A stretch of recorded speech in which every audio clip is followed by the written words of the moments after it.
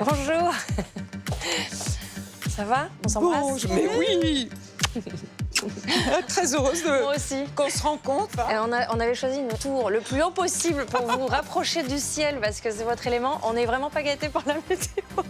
Petite leçon météo. Il a beaucoup plu, il y a beaucoup d'humidité. Et comme il fait moins froid que ça se radoucit, ça s'évapore. Et ça nous fait quoi? Du brouillard. Un ciel tout gris avec ce brouillard.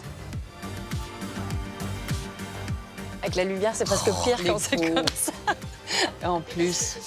Et ça ira très bien. Bon, bah voilà. C'est l'écrin. Le reste, ce qui compte, c'est ce qu'on va se raconter. Oui, tout à fait.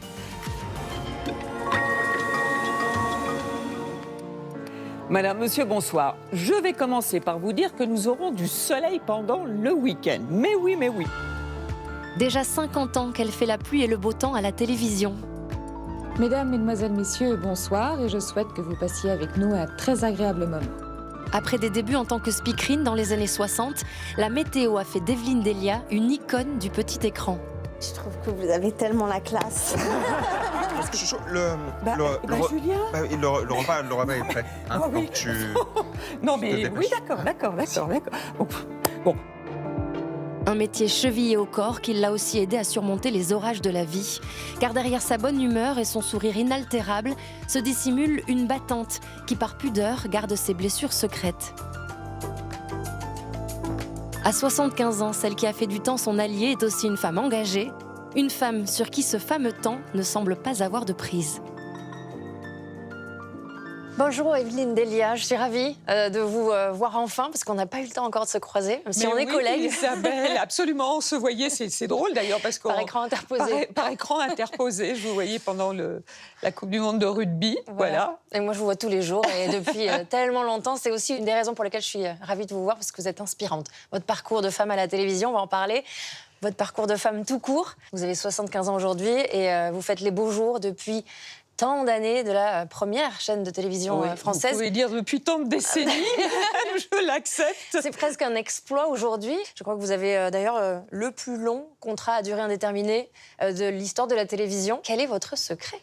Mais alors, je ne sais pas quoi vous répondre parce que j'ai pas vraiment de secret. Je pense que c'est du travail, beaucoup de travail. Et puis, c'est de la chance aussi. Tout au long de mon parcours, j'ai eu la chance d'être, je pense, là, au bon moment. Je pense que j'ai en plus toujours été moi-même. Et ça, c'est important. Vous prouvez qu'il n'y a pas d'âge pour se sentir bien dans son corps, dans son métier aussi. Quel est le rapport que vous avez au temps qui passe ? Eh bien, alors, il est très bizarre. Parce que j'ai pas l'impression d'avoir l'âge que j'ai. Bah, nous non plus, hein. Parce que Je vous confirme. en plus, je dois le dire, j'ai jamais rien fait, pas du tout de chirurgie esthétique ou de pique, rien.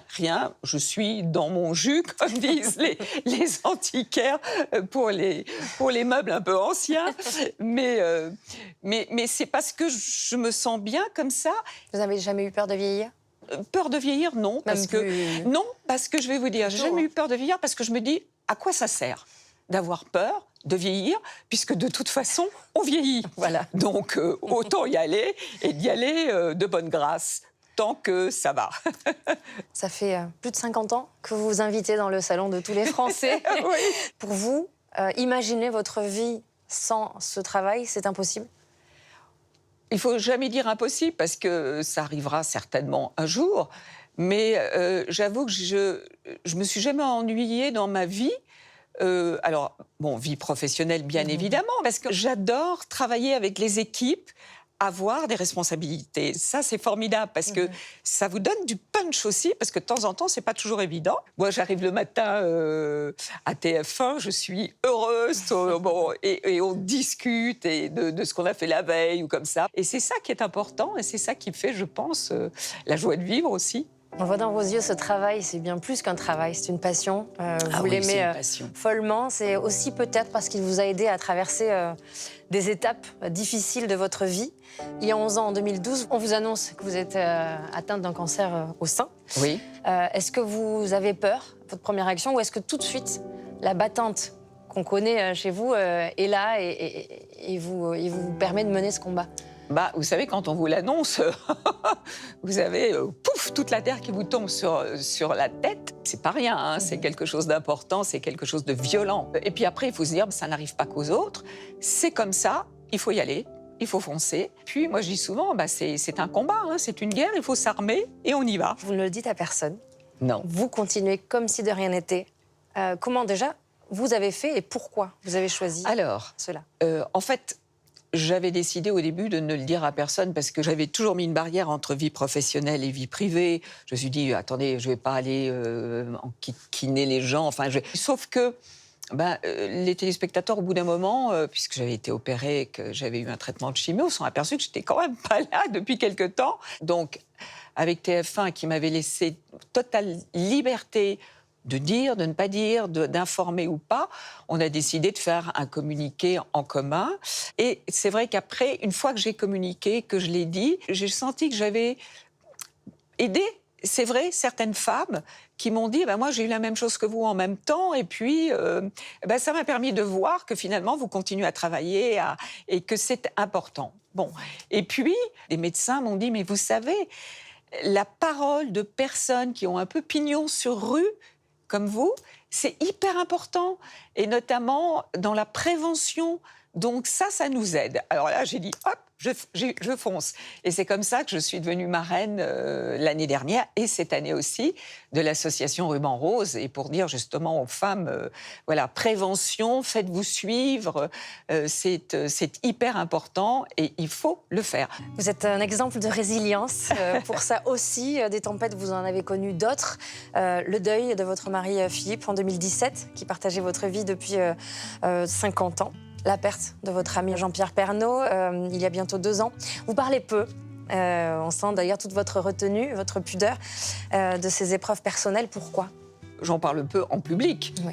Bien évidemment, parce que ça, c'est toujours un petit peu son jardin à soi. C'est important de le garder. Mais oui, c'est important de garder aussi.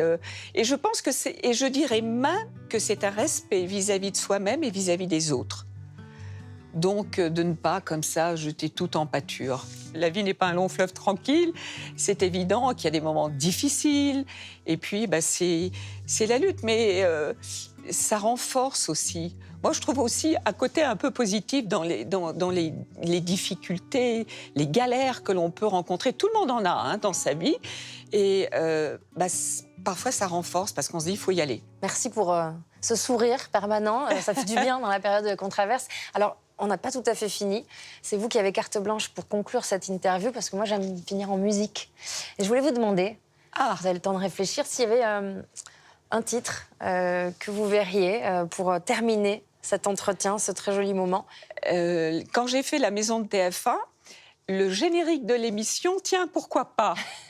C'est marrant parce que ça me revient comme ça. Le générique de l'émission, c'était La maison près de la fontaine, qui était chanté par Nino Ferrer. Alors attendez. Donc, là, vous n'avez plus qu'à taper. Alors, je tape La maison près de la fontaine. Je ne vais pas chanter parce qu'il pleut pas, et donc La maison près de la fontaine. Vous avez dit que ça allait se lever, donc. Je l'ai trouvé.